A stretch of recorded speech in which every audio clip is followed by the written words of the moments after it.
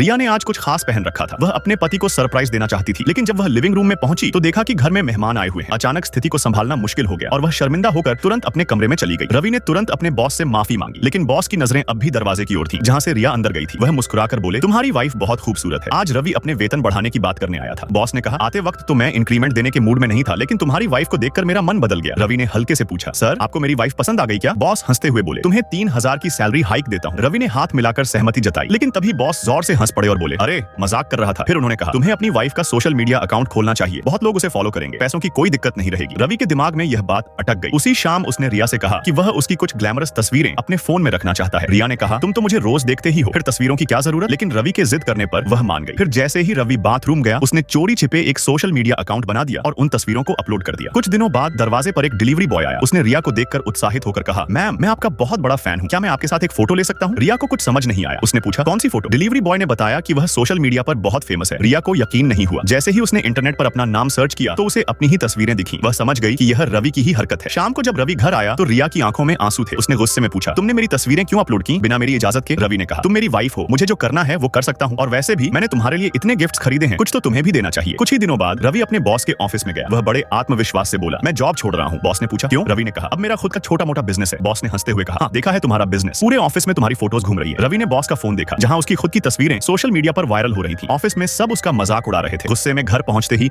उसने रिया पर चिल्लाना शुरू कर दिया, तुमने मेरी फोटोज क्यों अपलोड की? पूरे ऑफिस में मेरी बेइज्जती हो गई। रिया ने शांति से कहा, अब पता चला कि यह कितना शर्मनाक होता है। जब तुमने मेरी तस्वीरें डाली तब तुम्हें मेरा ख्याल क्यों नहीं आया? इसके बाद उसने कहा, अब मैं तुम्हारे साथ नहीं रह सकती, मैं तुमसे तलाक ले रही हूँ।